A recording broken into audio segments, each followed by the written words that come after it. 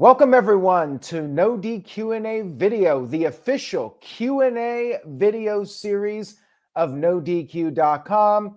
My name is Aaron Rift. I'm the owner of NoDQ. I've been covering wrestling for over 25 years. I'm an old fart now, 42, but still talking wrestling. I wouldn't have it any other way. Shout out to everybody watching this, whether it's live or on demand. I appreciate your viewership and support. I have email questions from a lot of people. Thank you to everyone that sent in questions. And of course, you could super chat questions, which are very much appreciated, and they do take priority. If you send in a super chat, it will be next in the queue. Now, let's start off with the email questions. We are firmly in WrestleMania 41 season, but it doesn't quite feel like WrestleMania. That has been the recurring theme in the email questions that I have received. Several people have expressed their frustrations with the current state of WWE. We'll be talking about that. The main topic, the first question I have here via email is from Michael Abney. Michael says, The Rock has not appeared since Elimination Chamber. What is his status with WWE on the road to WrestleMania? When will he return? At Elimination Chamber, we saw John Cena sell his soul to The Rock, Dwayne Johnson. John Cena appeared on Raw, did not mention The Rock. Nothing. What is going on? People are wanting to know, how does John Cena's turn tie in with The Rock? What are their plans as a team? Does The Rock even know in real life what he wants to do? Is he just taking it day by day? And when he comes up with an idea, that's what we get on television. Who knows what's going on with The Rock? I will say this. Right now, WWE is doing their European tour. I was never expecting The Rock to be traveling for one of these shows. I feel like the likelihood is we will see The Rock after the tour is over, once WWE is back in the United States. I'm really hoping we will see The Rock before WrestleMania, and I think we will. I think he will play a role in this storyline.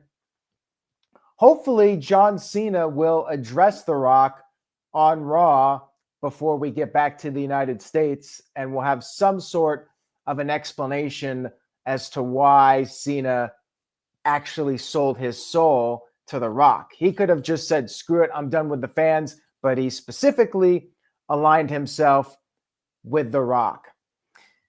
The Rock was a big part of last year's WrestleMania build, and I think that that's maybe part of the reason this year's WrestleMania doesn't feel as big of a deal, because The Rock has had a small role. He was part of Elimination Chamber, but he's not wrestling. Hopefully we'll get something with him that will really build up the hype for WrestleMania. I agree with Virtue. I think we really need The Rock on television to not just sell the John Cena heel turn and elevate that, but also make us feel like WrestleMania is WrestleMania. Several people have said that this feels like a random pay-per-view, and Virtue even brought up how it feels like a Saudi Arabia show, which I'm tending to agree with. That it feels more like one of those Saudi Arabia events instead of the Super Bowl of wrestling, WrestleMania. I think The Rock will be back before WrestleMania, maybe the go-home show. We will see him back, and he will be part of WrestleMania. We're just going to have to wait a little bit longer for it. Thank you for that question. Now, let's get to Steve-O's email. Chat room, feel free to leave your comments on some of these topics and your thoughts on the road to WrestleMania.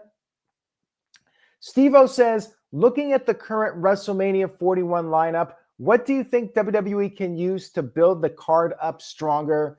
Are there any matches that I would like to see added to the card that could help with the lineup? Steve-O says, I'm expecting the show to be decent. He's enjoying Cody and Cena, but he thinks the rest of the lineup could use a little bit more work.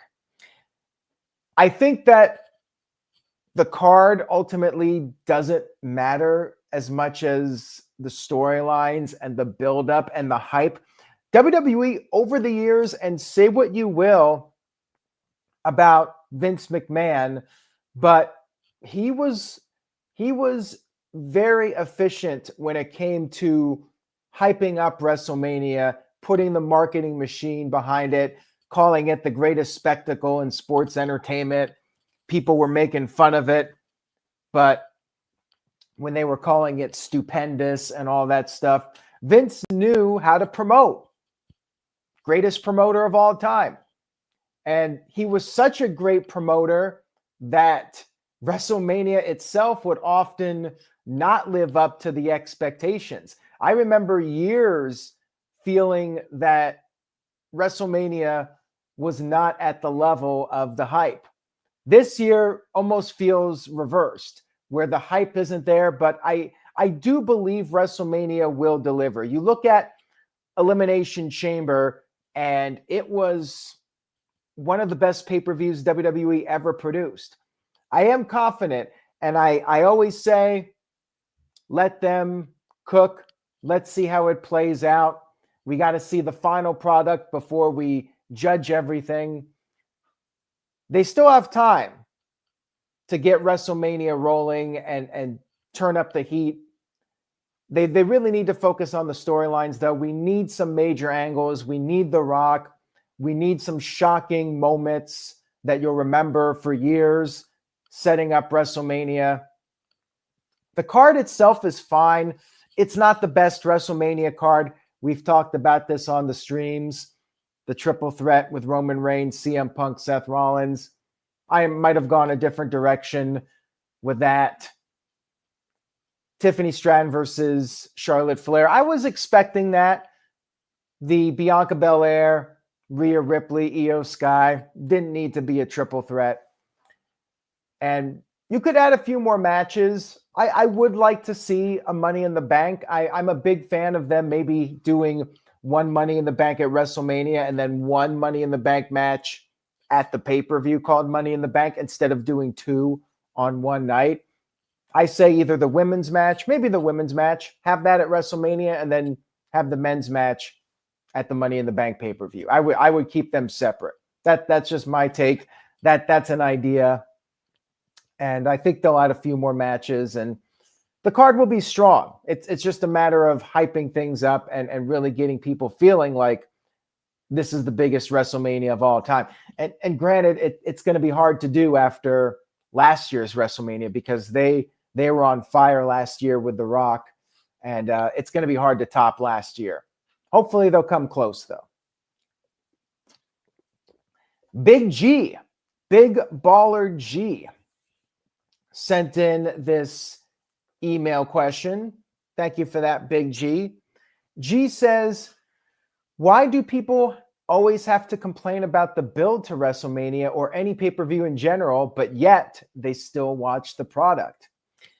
Well, Big G, I think the answer to that question is fans want to see the best possible product that WWE can produce. When WWE is at its peak, there's nothing like it. And we know what WWE is capable of. When they have their foot on the gas and they're firing on all cylinders, we know the magic they can create. What's frustrating as a fan is when you see the shows and you feel like they're just coasting along and they're not giving you their best effort, when they're just trying to steer the ship in a safe manner, and they're trying to make as much money as possible, and the artistic side of it is neglected. When people are frustrated with that, they're vocal about it. Yes, you could tune out, but a lot of us are longtime fans, and we know they can do better, and we want better, and you should always demand better. I've said this for years. I said this when WWE was in a slump several years ago. I said, don't settle for mediocrity. Always demand that they put out the best product possible. And you don't troll, but you can give constructive feedback and say, yeah, I don't think this is the best card. I think you guys can do better, and here's why. I don't see anything wrong with that, with people complaining about the state of the WrestleMania card. But thank you for that, Big G. And then this email comes from Matthew A., which is similar to what Big G said. Matthew A. says, hey, Aaron, longtime fan. My question to you is, why is there so much animosity between WWE and AEW fans?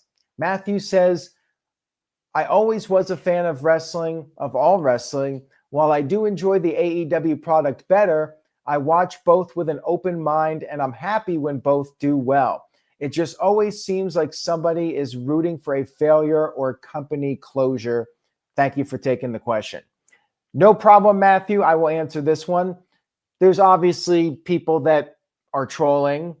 I really find it hard to believe that anybody out there legitimately wants to see AEW fail, especially anybody that lived through the Monday Night War. WCW going out of business was the worst thing to happen to wrestling. WWE was essentially a monopoly. That's the last thing we want. We want AEW to succeed.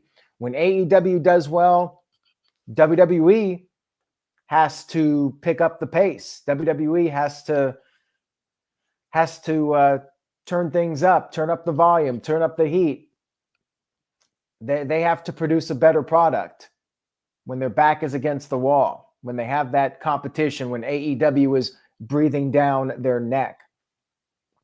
And Virtue made a good point here. When AEW is struggling, WWE is, again, coasting along, and they don't feel that pressure. So I want AEW to succeed. I want them to do well, because I think when they do well, WWE does better and everybody does better. Everybody steps up their game. You want all the companies to succeed. You want wrestling to be hot. That's what I want. I want wrestling to be on fire. It's good for my business. The worst thing for my business is when these companies struggle, not just financially, but creatively as well, and people tune out. When people tune out, I lose traffic, I lose visitors. I want more wrestling fans. I want more people watching the product. I think as far as the rivalry goes, it's just like sports.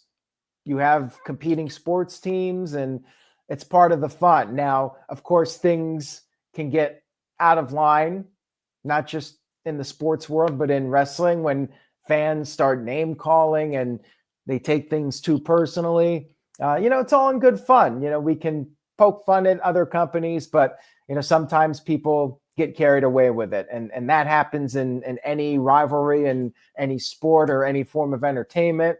It just happens where you have the competing fan bases, and they debate, they argue, people troll. It happens.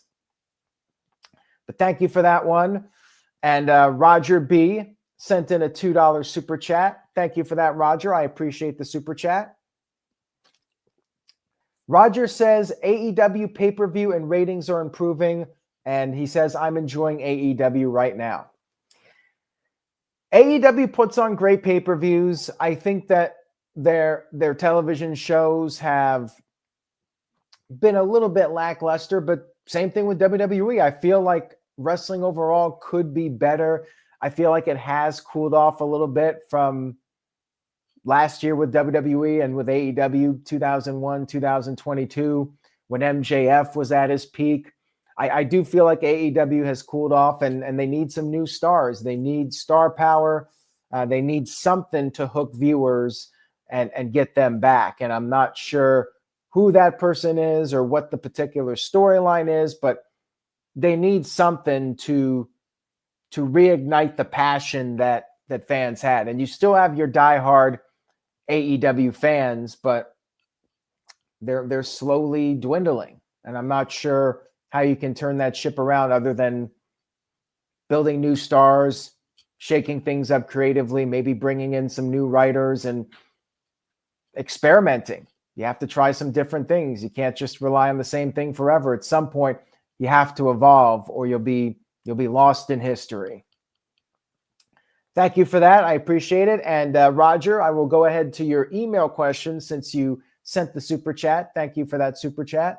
Roger sent in this email, says, "Hey, Aaron, did we perhaps jump the gun declaring Triple H the best booker in wrestling history?"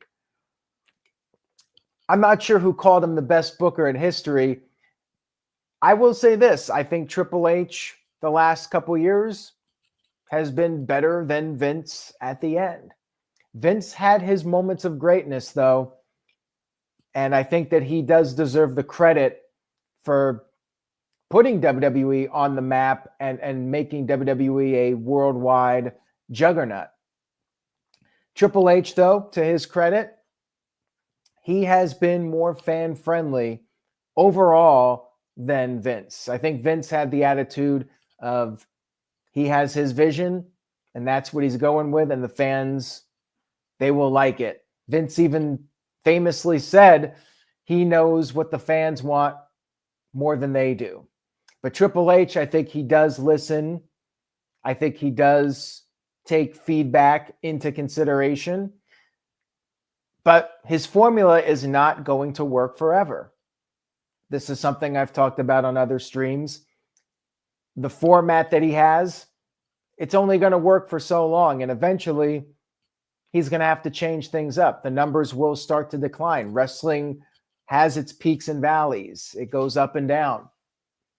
Triple H will have to evolve and shake things up a little bit, change the formatting of the show, change the storytelling, bring in new people.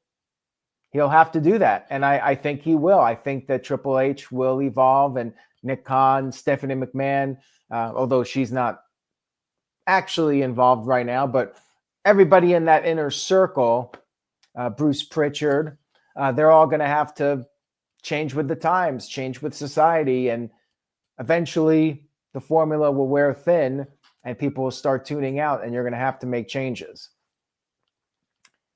Thank you for that. And now we got a couple super chats here, so I'll get to those right now.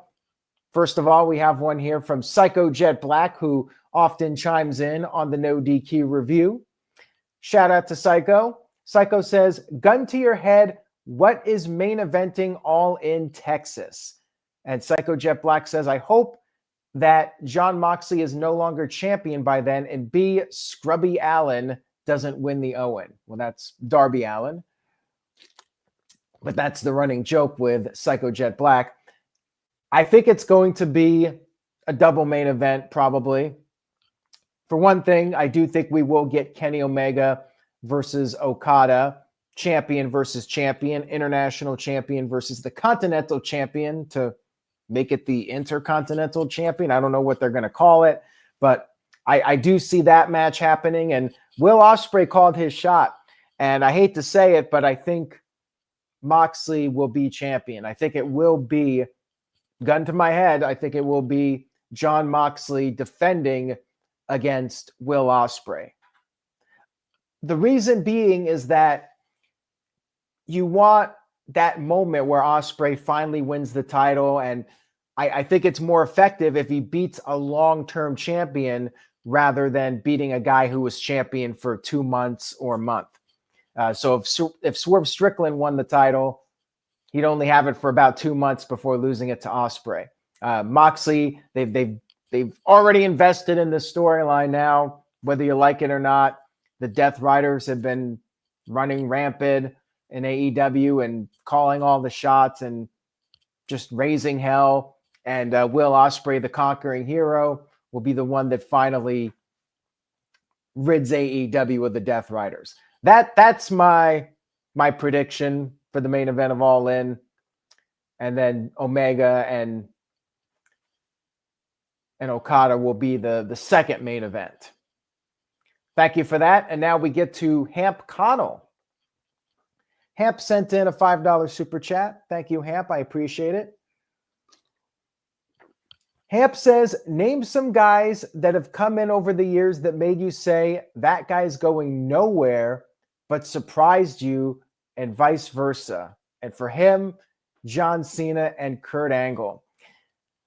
I will admit I was wrong about Enzo and Big Cass. When I saw them in NXT, I'm like, why are people cheering these guys? And then they came on the main roster, and I was like, well, they're actually pretty damn entertaining. And Enzo really surprised me. If it wasn't for the stuff going on behind the scenes with him, he could have been a top guy.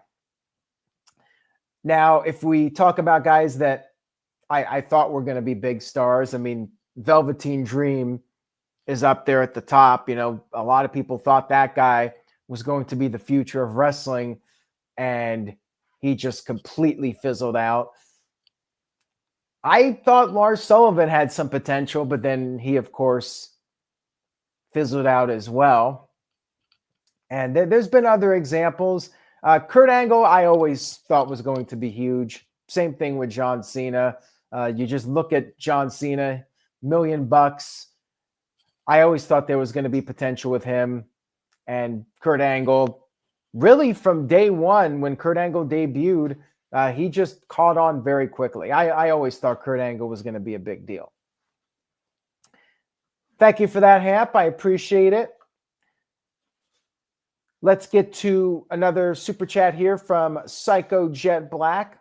Psycho sent in a $2 super chat. Thank you for that. This is in regards to that earlier discussion with All In and Omega and Okada merging their championships. How about the AEW Western Hemisphere Championship? No, I hope they can come up with something different. Maybe somebody can figure out a unique name for a championship that isn't related to a country or a region or the Earth Championship. You know, come up with something different. I'm hoping they can do that. Something that we haven't even thought of, like a completely new idea for a championship. I don't know what it would be, but that's what I would like to see. Just something different. Thank you for that. I appreciate it. Let's get to the emails here. We got Marshall Leonard, who sent in a couple questions. Thank you, Marshall. I appreciate it. Marshall says, with WrestleMania 41's build being less popular by the IWC, do you think Triple H will allow the fans to have a say in one match on the whole WrestleMania weekend, similar to Daniel Bryan at WrestleMania 30? I don't think so. They have their set plan for WrestleMania. Now, I'm not opposed to that idea, and this is something I've talked about in the past before. What if WWE brought back Cyber Sunday? Let the fans book the show. They think they can book better than WWE. So put them to the test. We're in the era now where fans don't have to pay $50. That was the big flaw with Cyber Sunday and Taboo Tuesday. They were trying to sell you $40, $50 pay-per-views, and you didn't really know what you were getting. You didn't know what the card was going to be, and it just didn't work out. But now, in the Peacock era, why not? Have a pay-per-view where the fans can vote on all the matches. They can vote on the stipulations. They can decide who's going to fight for the world title, who's going to fight for the IC title, who's going to fight for the women's title, so on and so forth. Let the fans book the show. And then you can go from there and decide where you want to go with it. But I think that would be a great idea. I don't think they're going to do it for WrestleMania, but maybe down the line, that might be a nice idea for a pay-per-view. Again, just to shake things up. And in this era, why not? It doesn't matter. Like, you don't have to sell people on a $40 pay-per-view anymore. And it's an interesting idea too. And people will watch. Shout out to Psycho Jet Black, who sent in a $2 super chat. thank you, Psycho, says, I can see an NXT Taboo Tuesday happening. I want it with the main roster. I don't want this NXT Taboo Tuesday. If they ever bring back the concept, I want it as a main roster event and let the fans decide who's going to face Cody Rhodes for the championship, so on and so forth. I don't want this NXT stuff, though. Let's make that a main roster show. But thank you, Psycho. Once again, I appreciate it. Marshall had this other question I'll get to here. Marshall said, do you think Kevin Owens will win at WrestleMania, and will Cody Rhodes lose the title? It's too early for me to make predictions. I will say this. The next pay-per-view after WrestleMania is Backlash. Where is Backlash? St. Louis, Missouri. What does that mean? I think Randy Orton is probably wrestling for the title, which means I would have him go over Kevin Owens to make him the number one contender. Will he face Cody Rhodes or will he face John Cena? I could see it going either way. I mean, both matches fans want to see.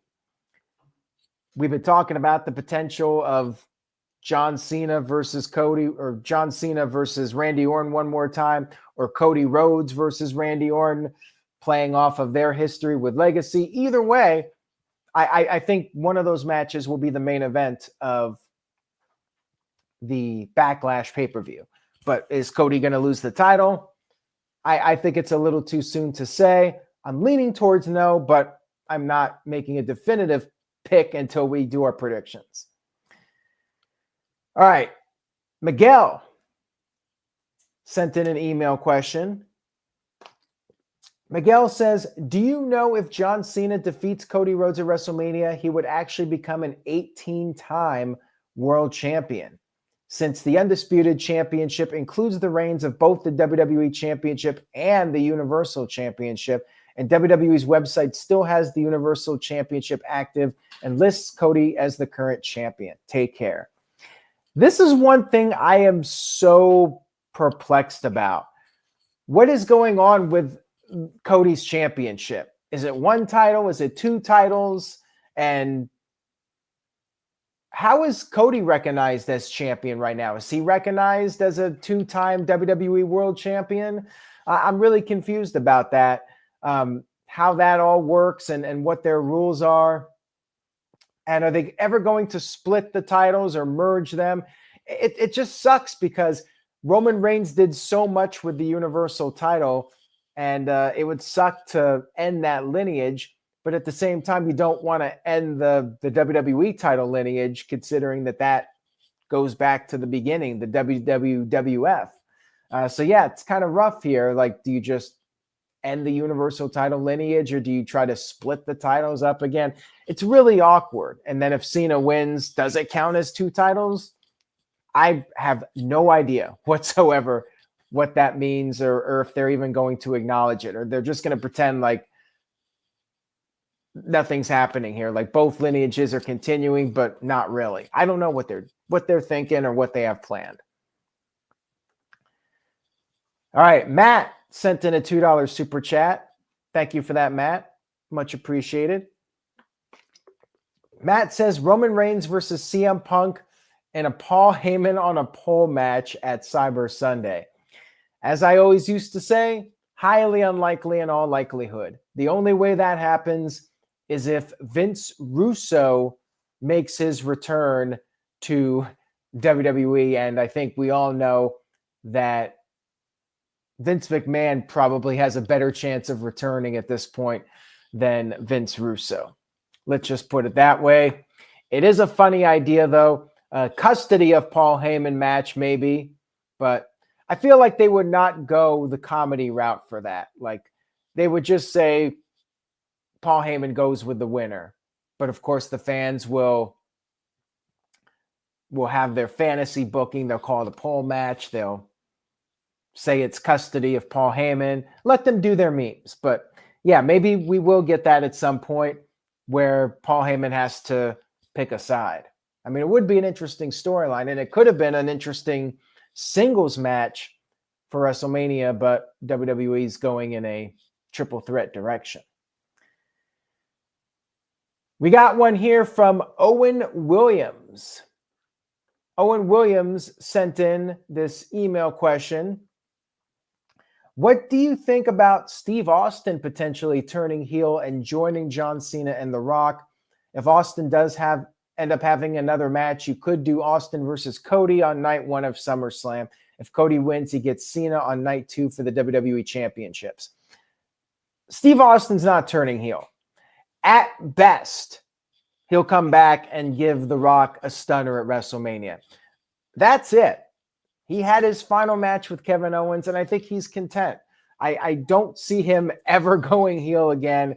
And beyond him giving The Rock a stunner, I really don't see him doing anything else. So as cool as it would be to have one more Steve Austin run, I really think there's actually a better chance of Vince Russo coming back than Steve Austin going heel and having a match at SummerSlam.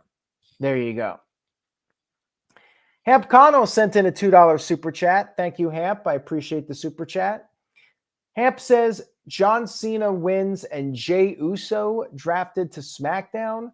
Title switches. I don't think that will happen because, as I mentioned earlier, I think John Cena will face Randy Orton if he does in fact win. Now, of course, Randy Orton could also be drafted to Raw, and they could have John Cena on Raw versus Randy Orton on Raw. Jay could go to SmackDown and maybe feud with Jimmy or team with Jimmy. I don't know what they're going to do with Jey Uso post-WrestleMania, if he's going to win the title. And if he doesn't, where does he go from there? Hard to say. Regardless of whether they swap the titles or not, I really hope that they can take the brand extension more seriously. And I say this every year, and usually they're good for about 6 months. Then they start getting lazy and we start having the little segments, the brand-to-brand initiative or whatever they call it, superstar shake-up, blah, blah, blah. I just hope we don't get any of that. Building Nexus sent in a $2 super chat. Thank you, Building Nexus. I appreciate it. Building Nexus says, would Paul Heyman turning on him make Roman more over? I've seen fantasy booking where Paul Heyman turns on Roman Reigns and aligns with Seth Rollins. That would be very interesting, especially if all this time we're thinking, oh, is Paul Heyman going to go with Roman Reigns? Is he going to go with CM Punk? And then he goes with Seth Rollins. I think it would need to be really stellar writing to make that work. And just having Heyman turn against Reigns, after everything they've been through, and of course it happens, we saw Paul Bearer turn on The Undertaker. Hell, Paul Heyman turned against Brock Lesnar. You could make it work at some point, but I think if Heyman does turn on Roman Reigns at some point, it's got to be with a younger guy. You know, Paul Heyman, his time is running out. Roman Reigns is getting older, and now Paul Heyman wants to back one last young horse before he retires. So like somebody like a Braun Breaker, I think would make more sense. And that could elevate Roman Reigns, you know, going against Heyman's new guy.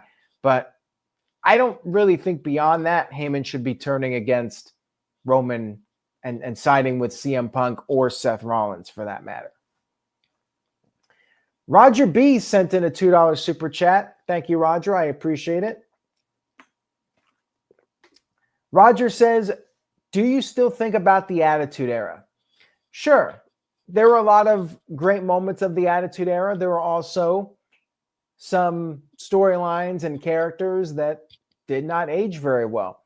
But it was a big part of my childhood, and I have fond memories of coming home from school and being glued to my TV set, watching as much wrestling that I could between Nitro and Raw. I would tape whatever I wasn't able to watch.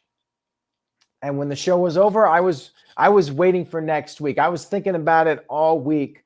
And that's one thing I miss. I miss the shows making me excited for the next week and wanting to fantasy book in my head. Okay, what are they going to do next week? How's it going to open? How's it going to close? What are they going to do? And now I don't have that feeling anymore. Maybe it's because I'm older and I'm a different generation. Maybe the writing's just not what it was. I think, what are they going to do next week? Oh, somebody's probably going to come out, cut a promo, get interrupted. Then they're going to have a brawl. Then people are going to interfere. Then they're going to make a tag match. Then we're going to have a pull-apart brawl for every other feud in the company. It's like the shows have gotten very predictable, and I miss the must-watch element of wrestling. And some call it Crash TV, Vince Russo special.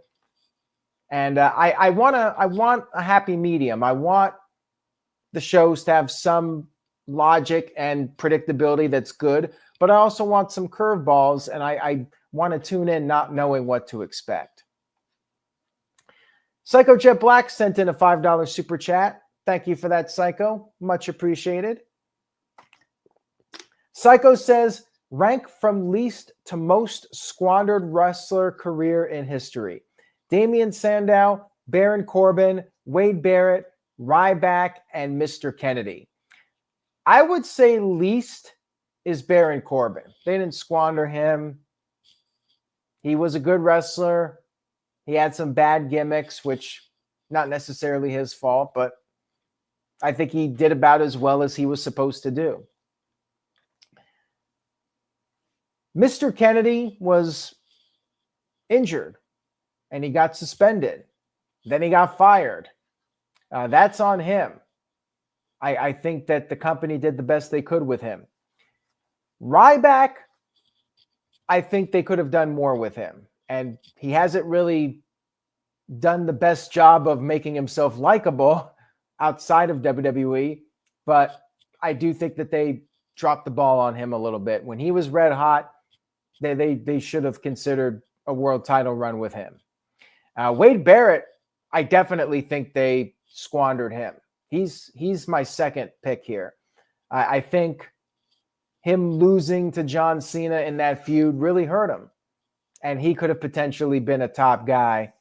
I hope he wrestles again. I think he could have a nice comeback if he decided to wrestle again. But hey, you're getting paid, you're on TV every week, and you don't have to beat your body up. You know, that's not a bad gig. Damian Sandow is my number one.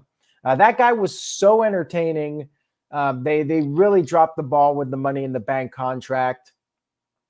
And I think that he was very entertaining doing the Mizdow gimmick. He could do whatever the company wanted him to do. He was a great talker, charismatic, fun to watch, and they blew it with him. I definitely think they squandered him. This Guy Experience sent in a $2 super chat. Thank you, this guy. I appreciate it. This guy says, so far, which WrestleMania build is better, 2024 or 2025? Is that a legitimate question? Come on. 2025 is not even near 2024's level at this time. Now, could it change the last 4 weeks here before WrestleMania? Yes, it could.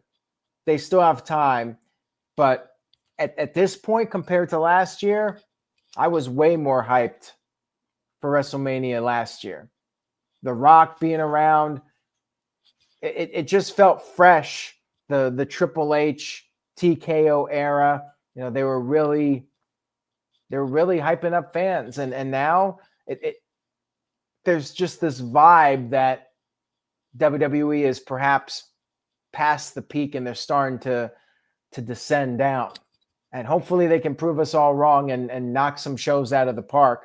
I'm confident that Triple H will pull it off. But right now, you ask me right here, March 23rd, 2025, WrestleMania 40 is ahead of pace. But they still got time. Thank you for that, this guy. I appreciate it. We'll get back to the email questions here. Now, we were talking about the peaks and valleys of wrestling. Grant had two quick questions. He said he was a longtime fan since WWF, WCW.com. I appreciate that. Says, number one, What could WWE do to have a boom period like it had during the Attitude Era where 8 or 9 million US households were watching? I know they're doing well now, but nowhere close. That's not going to happen. You're never going to see that many people watching WWE programming again live. It just won't happen. Times have changed. The way people consume WWE has changed. People watch on YouTube. WWE gets millions of views on social media. People watch YouTube clips. People watch Twitter. People watch on Facebook. They still have millions of people that watch their product every week. Not as many watch it live in traditional formats. It's just a different era now. It's not going to be the way it was.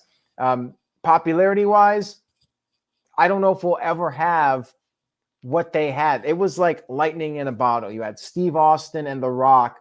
Wrestling was cool. I remember in high school, they talked like The Rock during the morning announcements. Like it was everywhere. People were wearing shirts everywhere. It is a niche audience. Even though WWE is very popular, it's still that bubble. And outside that bubble, people, they either like wrestling or they don't. Now, things could always change. WWE could have a star that just is at the level of Steve Austin and The Rock. Cody's not at that level. He's great for the fan base that WWE has. But I don't know if we're ever going to see that guy that reaches that level of superstardom, like an Austin or a Rock or Hulk Hogan at his peak. Those are like once in a generation guys. And WWE got lucky during the Attitude Era. They got two at the same time. I don't know if that's ever going to happen again. I certainly don't think they're going to get those kind of numbers. But thank you for the super chat. Or actually, I think that was an email from Grant. I'll get to Grant's other question here in a moment, but we got more super chats. So we'll get to Building Nexus, who sent in a $2 super chat. Thank you for that. How bigger of a star can the Cena feud make Cody? Again, it's not going to make Cody at The Rock or Steve Austin's level. That just won't happen.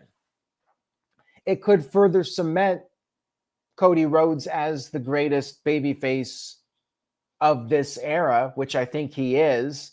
It will just further cement him in that position. The fact that WWE would turn John Cena and The Rock, that really shows that they have confidence in Cody Rhodes as the guy.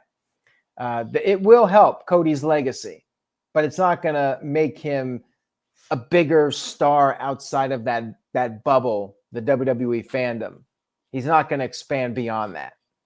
It will help him, though, with the overall legacy. When you look back at the greatest baby faces and champions, Cody will have another accolade working with John Cena.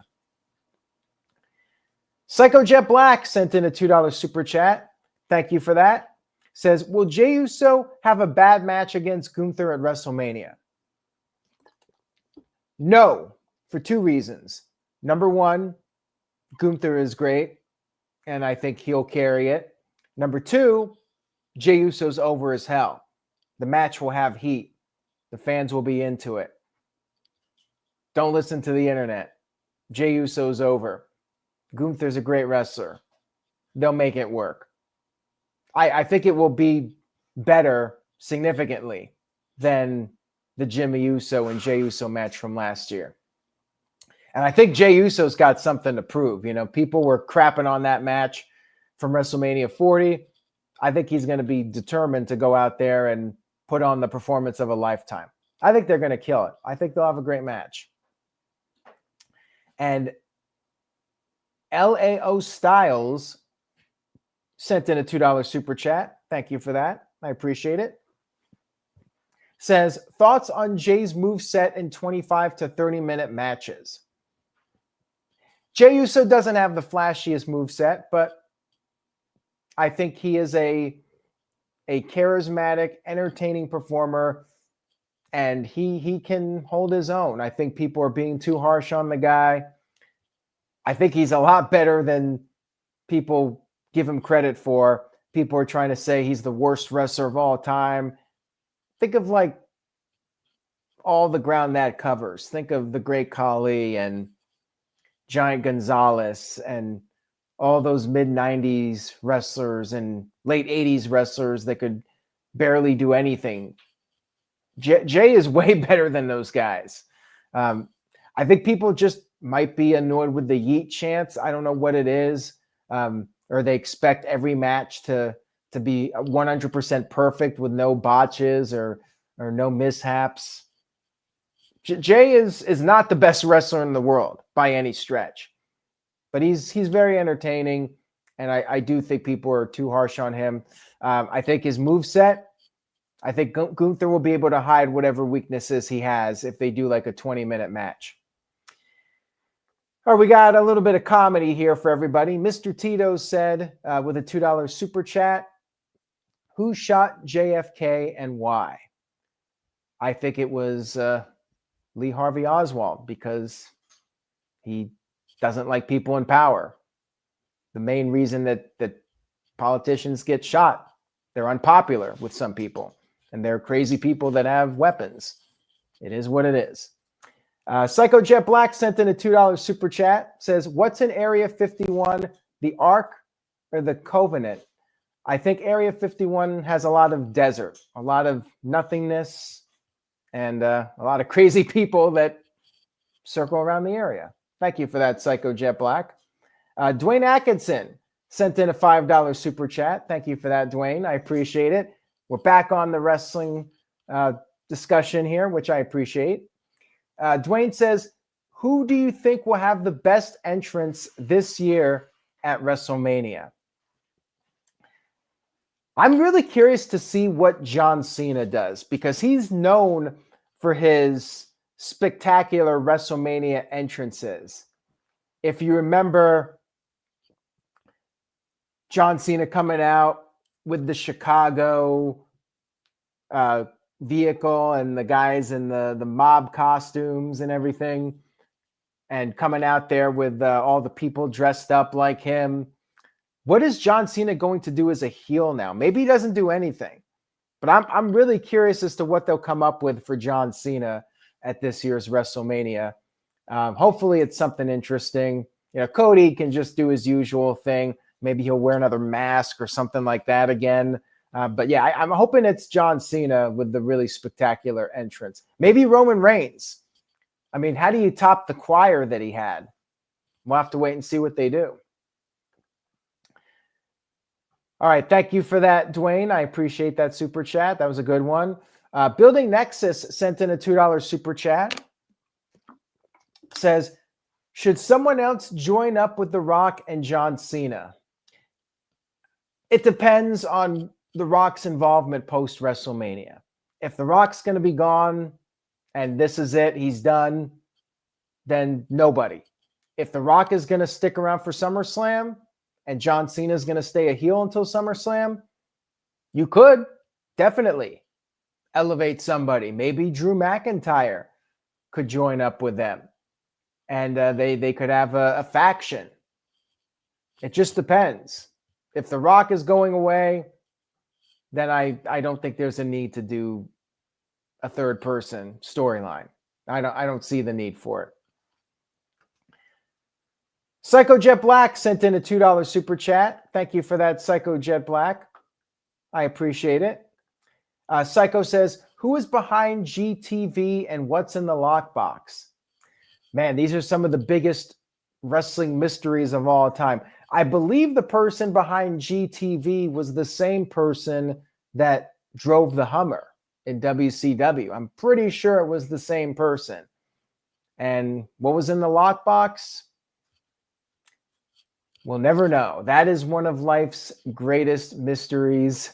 Yeah, wrestling can be interesting where they have these storylines and you never find out what happened. But thank you for that, Psycho Jet Black. I appreciate it. Let's get to Grant's other email. Says, in your opinion, Will Ospreay versus Swerve Strickland, if it should headline a big pay-per-view, who would you turn? I would turn Swerve. Will Ospreay is the top guy in AEW. He's the top babyface. I do not see him ever, well, I shouldn't say ever, but I don't think he's going heel anytime soon. He is AEW's AJ Styles. And AJ went heel, and I wasn't a fan. When TNA turned him, I thought that was rather lackluster. Like having AJ wear the Feast or Fire, the turkey suit, whatever the hell it was, and then having him be Ric Flair 2.0, that was awful. Yeah, Will Ospreay, he's the face of the company. I don't think they should turn him anytime soon. I mean, he's over because he does all these amazing things. And it's hard to make a guy heel when he's all about the flashy moves and putting out the 5-star performances. Now, Shawn Michaels could be a heel because he was a phenomenal talker. I don't think Ospreay's at that level. I would not turn him. So Swerve would be my answer to that question. All right. Psycho Jet Black sent in a $2 super chat. Thank you for that, Psycho. And people are emailing me questions as we speak. I might not get to all of them tonight. If I don't get to all of them, I will answer them on the next NoDQ&A video if they're not dated. If you guys absolutely want a question answered tonight, you might have to super chat it because we do have several super chats here to get through. Again, very much appreciated all the questions. Psycho Jet Black sent in $2, says, how would you rehabilitate the New Day's heat? Man, that has been such a disappointment. Like the follow-up to that initial turn. They need the tag team titles for one thing. I don't know what they're waiting for on that. I'd have them win the tag titles. It's unfortunate that Kofi Kingston and Xavier Woods cannot do something with Big E. But if they're just going to be heels and there's no Big E involved, they need to be champions and they need to be on TV every week as a focal point. So yeah, it's been a little disappointing thus far. I would have them win the titles at WrestleMania. That's how you get them back on the right track. You gotta follow up. They had a nice turn, but then they were very rarely used on TV, and then they have a match here and there. You need to go big with these guys. They need those tag team titles. Oh, here's another mystery. Who threw a pie at Kevin Owens' face? Thank you for that, Matt. Yeah, that was quite the segment. That was peak late Vince McMahon era WWE. Kevin Owens getting hit with the pie in the face. Thank you for that, Matt. This Guy Experience sent in a $2 super chat. Thank you, This Guy. I appreciate it. This guy says, character analysis only. Who's better, Jey or Jeff Hardy? I would lean towards Jeff Hardy because he very much felt like the fan, a guy who wasn't supposed to be in WWE, the guy doing backyard wrestling, broke into the business when he was still a teenager and skinny, not ripped, not shredded, somehow overcame the odds and became a superstar. Like, you can identify with Jeff Hardy. Jey Uso is great, but he was born into the business, you know. His father, Rikishi, he had his brother. He's got the Samoan dynasty behind him. It's a little more difficult to identify with Jay's rise to the top, although that Bloodline storyline was phenomenal, and Roman just putting down Jey and using him and manipulating him, gaslighting him. That was a fantastic storyline. One of the best that WWE has produced really ever in the history of the company. So that storyline, I think, was maybe better than anything Jeff Hardy has been in. But if we're talking about just the overall character, as the whole body of work, Jeff Hardy, it was very easy to get behind Jeff Hardy just because you saw yourself in him. He's the fan that made it to the top. All right, Frogger 303 2.0 sent in a $5 super chat. Frogger says, just got here. I don't know if you spoke on this yet, but your thoughts on Homicide retiring from wrestling. It sucks to have to retire early from wrestling before you're ready to retire. I don't know too much about Homicide other than what he did in TNA. Didn't really follow Ring of Honor, but I did watch some of his stuff in TNA. And he managed to have a pretty successful career not making it to WWE. He did well in TNA, and he was in Ring of Honor for several years. And yeah, anytime somebody has to cut their career short because of health issues, that's very unfortunate. But happy that he had the run that he had, and just goes to show that you don't have to make it to WWE to have a fulfilling wrestling career. Thank you again for the super chat, Frogger. Much appreciated. I like the username. Great game as a kid. One of my favorites. Psycho Jet Black. Here we go with some of the comedy questions. More questions for the intro video. Who raised the title in the Steve Austin ladder match? Was that the Big Boss Man? I thought they explained that. Maybe not. I know they were teasing the Boss Man turning against the corporation, and he never did. Again, maybe the same person behind GTV and the whole Hummer incident in WCW. And man, this mystery person even got to TNA. Who were the ninjas that kidnapped Samoa Joe? Maybe it was Aces and Eights before they became Aces and Eights. Maybe it was Gareth Bischoff and Wes Briscoe, and before they got proper training or whatever, they were ninjas that kidnapped Samoa Joe.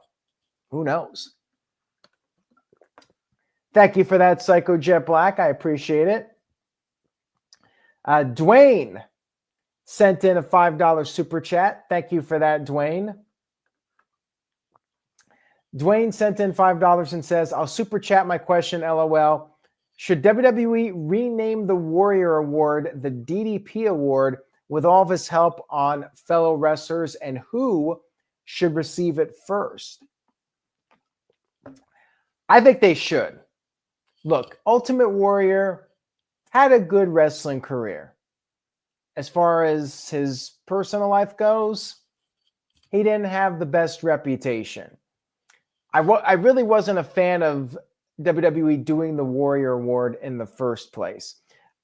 It's cool to acknowledge people that have had struggles or people that have contributed something great in society. I like the idea of the DDP Award, but more so I like the idea of an award for people.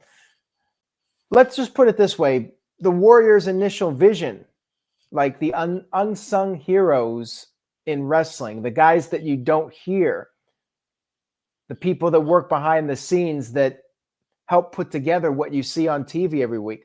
I want to see those guys acknowledged. I want to see people like Jim Johnston and the referees get acknowledged for their work, and they're a little bit more high profile. But I want to see those people acknowledged. A DDP award, though, it's a cool idea. And if they were going to continue this type of award, renaming it, I'd be totally fine with that. I have no issue with that whatsoever. I don't know who would be the first person to get it. I just want to see Jim Johnston in the Hall of Fame. But would you really call that the DDP award?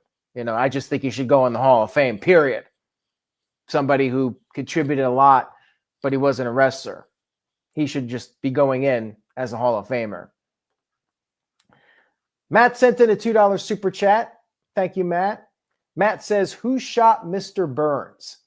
Well, when Burns fell, he had his hands pointed to W and S, but then Lisa Simpson turned it around and figured out that it was, in fact, Maggie Simpson who shot Mr. Burns. What an interesting episode, or 2 episodes. I think it was a double episode.